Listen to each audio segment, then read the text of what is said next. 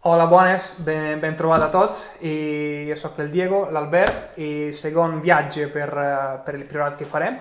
I avui introduirem també la DO Montsant, no? A través dels vins de la bodega Noguerals.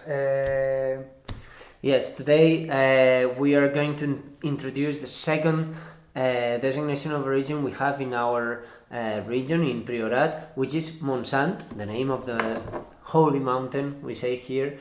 And this is a winery that works both in Priorat and Montsant. So we're going to compare both wines. This winery is called Noguerals, okay? And I don't know, Diego. Sí, un celler aquest familiar, molt autèntic, Yes. no? Family winery. Exactament, aquí parlem que sia la part de la vinya que la part del celler, de la bodega, la part comercial, la gestiona totalment el Ramon, no? Yes. I Ramon que aprofito per saludar. Hello, i Ramon. que ens explicava com va agafar la tradició familiar i va començar a fer vi de manera empresarial, però no deixa de ser efectivament un celler familiar al 100%. Yes, actually what Diego is saying is that Ramon is the owner of this winery, but at the same time it is a family issue. I mean, it's a family winery that he decided to start it as a business, but actually just during the weekends, because he is working on some other things in Barcelona. Actually, penseu yes. Que no el fa, no és la seva feina principal, ell treballa a Barcelona i es dedica al celler quan torna al poble de Cornudella. L'altra particularitat que té és això, que com us deia abans, té la sort de tindre finques a la banda del Priorat i a la banda del Montsant. Es pot jugar amb aquests tipus de denominacions diferents i amb característiques diferents. So the thing is that Ramon has both vineyards, both in the two sides and the two designation of origin, Priorat and Montsant. We're going to start with the first Priorat, with petit. Sí, el petit que és el vi, diguem, més jove que elabora. En aquest cas tenim el 2018, que elabora amb garnatxa, syrà i cabernet. Un vi que sí que té molta estructura, molt volum, molta consistència, però com fa un envelliment més curt dels altres, té una criança ibèrica més curta, és un vi encara molt fàcil de beure i que té molta acidesa. Yes, it is a very acidic wine. It's quite fresh still. As Diego said, it's garnacha, syrà and cabernet sauvignon. These three varieties, just the red grenache is typical from here, but also these two, syrà and cabernet sauvignon, you can find it here quite commonly. Sí, sobretot el syrà que li dona, jo trobo un punt de balsàmic, sobretot per com evoluciona dintre la barrica el syrà, aconsegueix aquest tipus d'aroma molt balsàmic, molt d'herbes quasi, no? Per lo que el tema de la visita è molto familiare, molto acollidora, diria, i té una part molt important a la finca, no? Mm-hmm. Yeah, so the tour guide, the visit, it's actually Ramon. It's just a one-man work. This winery, it's that's the good thing about these wineries. It's one person doing everything. Un nome sol al mando, esattamente. Selling, going to the vineyard, bottling. I mean, it's everything. And in this case, the most part of the visit, you go to the vineyards where you can see how Ramon works, which is actually pretty interesting because it's very, I don't know, laissez-faire. It's very natural. He té un estil completament natural de tractar la vinya, de tractar la terra, no? I és molt interessant escoltar la seva filosofia, que per fer un exemple ell utilitza la tècnica de no llaurar la terra, no? Llaura solament la part més en superfície i deixa tota l'herba a cobrir la terra, a cobrir el territori, perquè pugui aportar i mantenir la humitat del terreny i les característiques i tots els nutrients que trobem dintre la terra, no? Yeah, so mainly it's this kind of natural way of letting all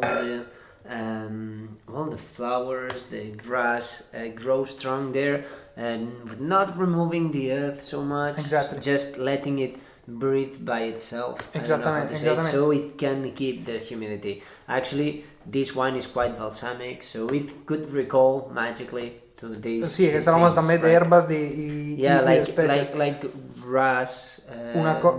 Yes. Exactament, una cosa que m'agrada molt també ha sigut quan ens ha ensenyat com utilitza els seus els preparats i el que fa amb els serments de les anyades anteriors, no? Que deixa a la terra, a la finca, i de manera que es podreixin i vagin durant els anys a formar part de la terra, no? Que tornen a ser matèria orgànica, no? Com eren al principi, és això molt interessant. As Diego is explaining that this way of working, it makes Ramon recycle everything, so everything that comes from the vineyard stays in the vineyard in order to make it grow again. So it's very, very interesting actually. When we talk about this TT, this is the maybe not entry level, but the basic one. Exactament, dels tres vins, que són tres vins amb caràcter, el 3,